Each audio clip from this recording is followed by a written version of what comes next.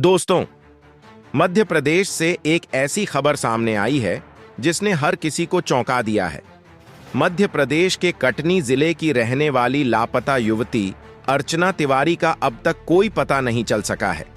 अब पुलिस ने अर्चना तिवारी की सिम कार्ड कंपनी से संपर्क किया है, जिससे अर्चना की कॉल डिटेल को खंगाला जा सके, क्योंकि इसमें लापता हुई हैं कटनी की रहने वाली 28 साल की मासूम अर्चना तिवारी, जो इंदौर में रहकर पढ़ाई कर रही थीं और सिविल जज बनने का सपना देख रही थीं। रक्षाबंधन के दिन जब वह घर लौट रही थीं, तभी सफर के दौरान ही वह रहस्यमय तरीके से गुम हो गईं। यह घटना न केवल उनके परिवार के लिए बल्कि पूरे इलाके के लिए भी एक बेहद गंभीर विषय बन गई है, क्योंकि अब तक इस मामले में कोई स्पष्ट सुराग नहीं मिला है। अर्चना तिवारी कटनी जिले के मंगल नगर की रहने वाली हैं और बीते 8 महीनों से इंदौर में रहकर सिविल जज की तैयारी के साथ साथ कोर्ट में प्रैक्टिस भी कर रही थीं। पढ़ाई में वह शुरू से ही बेहद होशियार रही हैं। LLM पूरा करने के बाद उन्होंने जबलपुर हाई कोर्ट में 3 साल तक प्रैक्टिस की और फिर प्रतियोगी परीक्षा की तैयारी के लिए इंदौर चली गईं। रक्षाबंधन करीब था, 9 अगस्त का त्योहार, और अर्चना ने सोचा कि कुछ दिन पहले ही घर पहुंचकर परिवार के साथ समय बिताया जाए। इसी वजह से उन्होंने 7 अगस्त की शाम को इंदौर से कटनी के लिए टिकट लिया और सफर शुरू किया। वह नर्मदा एक्सप्रेस यानी Indore Bilaspur express train number act 223 के एसी कोच में सीट नंबर 3 पर सवार हुईं। परिजनों और परिचितों को विश्वास था कि ऐसी कोच में सफर कर रही हैं तो कोई परेशानी नहीं होगी और अगले दिन आराम से घर पहुंच जाएंगी। लेकिन जो हुआ उसने सबको सकते में डाल दिया। 7 अगस्त की शाम जब ट्रेन इंदौर से रवाना हुई, तब सब कुछ सामान्य था। अर्चना के साथ कोई परिचित यात्री नहीं था और वह अकेले सफर कर रही थीं। ट्रेन में बैठने के बाद उन्होंने कुछ फोन कॉल किए और अपनी चाची से भी बात की। मीडिया रिपोर्ट्स के अनुसार सुबह करीब 10:15 से 10:20 के बीच उनकी आखिरी लोकेशन भोपाल के रानी कमलापति रेलवे स्टेशन के पास मिली। यही वह समय था जब उन्होंने अपनी चाची से फोन पर बातचीत की और फिर अचानक उनका मोबाइल फोन बंद हो गया। इसके बाद से उनका कोई अता पता नहीं चला। ट्रेन अपने तय समय पर कटनी साउथ स्टेशन पहुंची, लेकिन अर्चना उसमें नहीं थी। यह देखकर परिवार के लोग चिंतित हो गए। उन्होंने फोन करने की कोशिश की, लेकिन नंबर स्विच ऑफ था। इस बीच परिवार ने उमरिया जिले में अपने एक रिश्तेदार से संपर्क किया, क्योंकि कटनी से पहले नर्मदा एक्सप्रेस उमरिया स्टेशन से भी गुजरती है। यहीं से एक चौंकाने वाली खबर मिली। अर्चना का बैग उमरिया स्टेशन पर ट्रेन से उतारा गया था। बैग तो मिल गया, लेकिन अर्चना का कुछ पता नहीं चला। अर्चना के बड़े पिता बाबू प्रकाश तिवारी, जो कटनी कोर्ट में वकील हैं, ने मीडिया को बताया कि अर्चना शुरू से पढ़ाई में तेज रही है। LLM करने के बाद 3 साल हाई कोर्ट में प्रैक्टिस की और फिर इंदौर में सिविल जज की तैयारी में जुटी। घर और पढ़ाई दोनों को लेकर वह बेहद गंभीर थीं। ऐसे में उनका अचानक लापता होना किसी की भी समझ से परे है।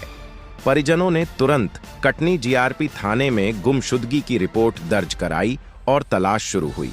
शुरुआती जांच में पता चला कि उन्हें आखिरी बार रानी कमलापति स्टेशन के आसपास देखा गया था।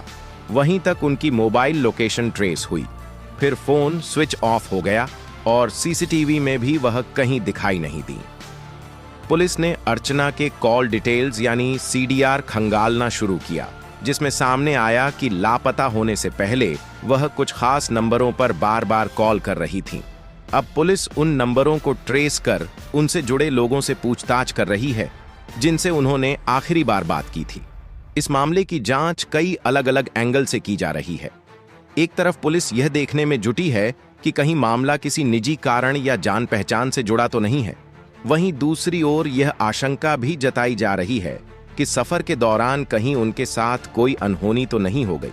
इसके अलावा एक और संभावना यह भी जांची जा रही है कि कहीं किसी इमरजेंसी की वजह से उन्होंने ट्रेन तो नहीं छोड़ी, लेकिन अगर ऐसा होता तो वह परिवार को जरूर सूचित करती। अर्चना के लापता होने के बाद यह केस इंदौर, भोपाल और कटनी से बढ़कर अब नर्मदापुरम जिले तक पहुंच गया है। नर्मदापुरम में भी पुलिस और रेस्क्यू टीम को कुछ सुराग खोजने के लिए लगाया गया है, खासकर नर्मदा नदी पर बने रेलवे ब्रिज के आसपास, जहां रेस्क्यू ऑपरेशन तेजी से चल रहा है।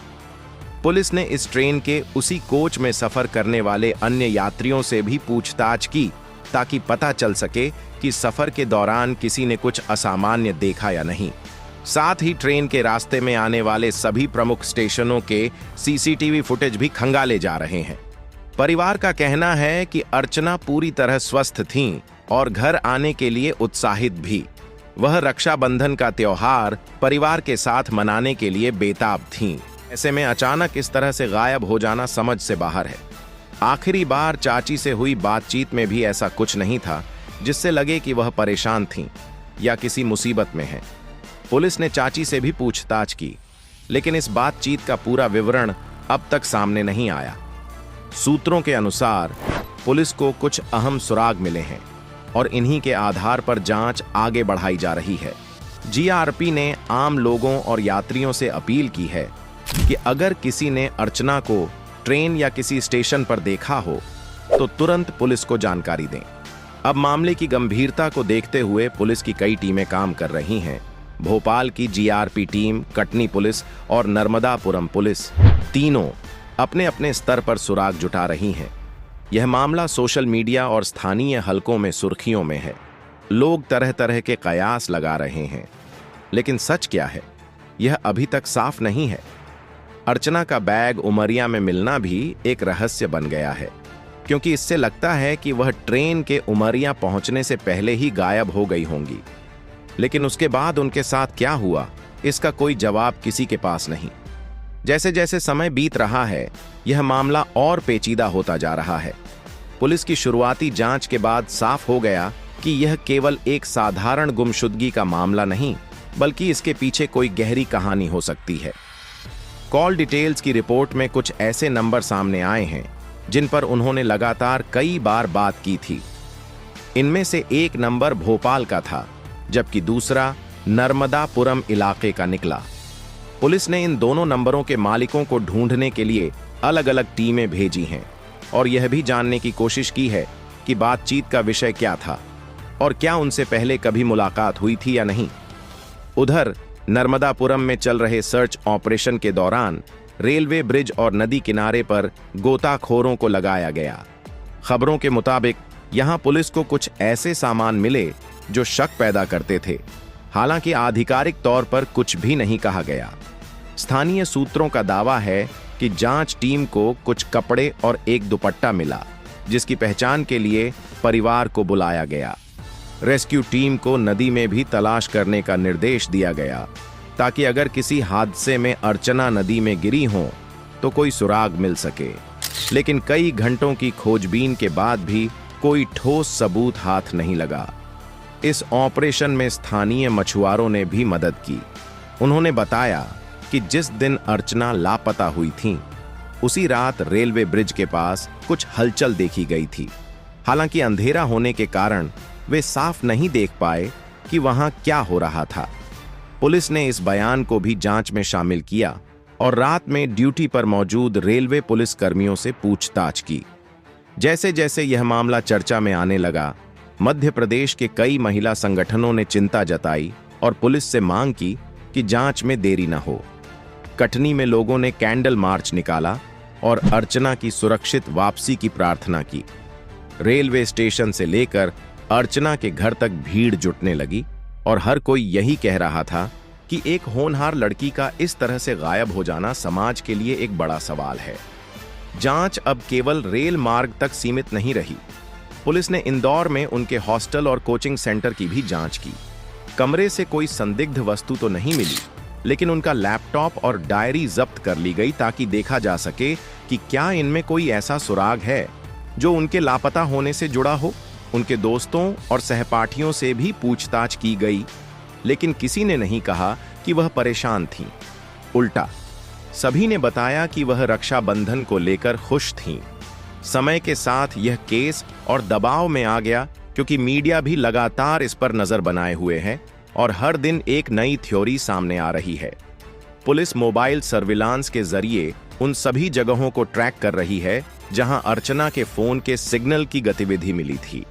तकनीकी जांच से उम्मीद थी कि कोई न कोई सुराग हाथ लगेगा, लेकिन समय बीतने के साथ साथ यह चिंता भी बढ़ रही है कि कहीं अर्चना के साथ कुछ बुरा तो नहीं हो गया। दोस्तों, आज के लिए फिलहाल इतना ही, लेकिन इस मामले पर आपका क्या कहना है, हमें कमेंट सेक्शन में जरूर बताएं।